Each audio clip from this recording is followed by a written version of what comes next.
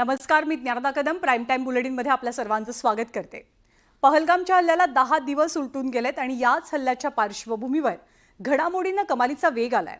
भारताच्या कठोर भूमिकेनंतर पाकिस्ताननं शिमला करार रद्द केला, तर दुसरीकडे बिथरलेल्या पाकिस्तानचे मंत्री आण्विक हल्ल्याच्या पोकळ धमक्या देऊ लागलेत। राजधानी दिल्लीत सुद्धा बैठकांचा सिलसिला जोर धरतोय।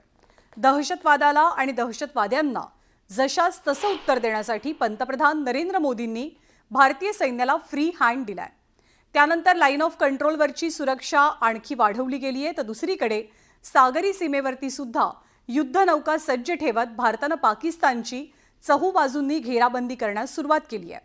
भारताच्या आक्रमक भूमिकेमुळे पाकिस्तानची चांगलीच अडचण झाली आहे। पाकिस्तान भयभीत झालाय आणि त्याला कारण सुद्धा तसं आहे। याचं कारण आहे INS विक्रांत। INS विक्रांत ही भारताची अत्याधुनिक युद्धनौका आहे। विक्रांत एका वेळेला 40 फायटर एअरक्राफ्ट्स कॅरी करू शकतो। यामध्ये MiG-29K आणि MS-60R अँटी सबमरीन हेलिकॉप्टर्सचा सुद्धा समावेश आहे। त्यामुळे याच विक्रांतचा आता पाकिस्ताननं धसका घेतलेला आहे। तर अरबी समुद्राच्या माध्यमातून पाकिस्तानची घेराबंदी करण्याचं काम भारतानं कसं सुरू केलंय आणि INS विक्रांत भारताचा हुकुमी एक्का जर पाकिस्तानवरती अटॅक करायचा म्हटला तर कसा ठरू शकतो ते आपण ग्राफिक्सच्या माध्यमातून समजून घेऊया, जाणून घेऊया। हा अरबी समुद्र आहे आणि अरबी समुद्रातली भारताची सर्वात मोठी ताकद म्हणजे अर्थातच INS विक्रांत। INS विक्रांत सध्या सज्ज आहे आणि पाकिस्तान INS विक्रांतचं टार्गेट आहे। अरबी समुद्रातनं पाकिस्तानला टार्गेट करणं भारताला निश्चितच सोपं जाणार आहे। पाकिस्तानमधली मुख्य शहरं भारत सहज टार्गेट करू शकतो। INS विक्रांत जिथे सध्या आहे तिथून कराची आहे 1338 किलोमीटर अंतरावरती आणि MiG-29K चा स्पीड आहे 2200 किलोमीटर प्रति आवर इतका, प्रति तास इतका। म्हणजे मिग अवघ्या 40 मिनिटात कराचीमध्ये शिरून टार्गेटवरती बॉम्ब वर्षाव करू शकतो।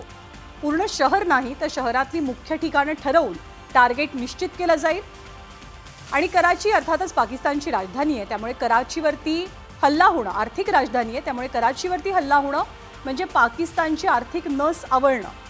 त्यापुढचं टार्गेट हे अर्थातच लाहोर शहराचं असू शकतं। लाहोरचं अंतर आहे 1391 किलोमीटर इतकं आणि MiG-29K चा स्पीड आहे 2200 किलोमीटर प्रति तास इतका। म्हणजे अरबी समुद्रातनं MiG-29 जर उड्डाण घेतलं तर अर्ध्या तासात लाहोरची राखरांगोळी करणं भारताला सहज शक्य आहे। तर लाहोर पाठोपाठ इस्लामाबाद ही पाकिस्तानची राजधानी आहे। पाकिस्तानच्या राजधानीचं अंतर आहे 2142 किलोमीटर इतकं।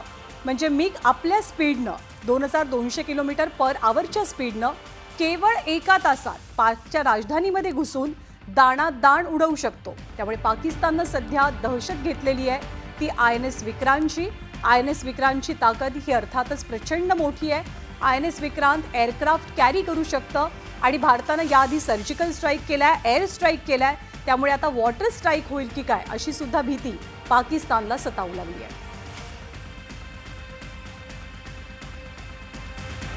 त्यामुळे कराची, लाहोर आणि इस्लामाबाद पाकिस्तानमधली 3 महत्त्वाची शहरं। इस्लामाबाद राजधानी आहे 2142 किलोमीटर अंतरावरती आणि MiG-29K चा स्पीड आहे 2200 पर आवरचा।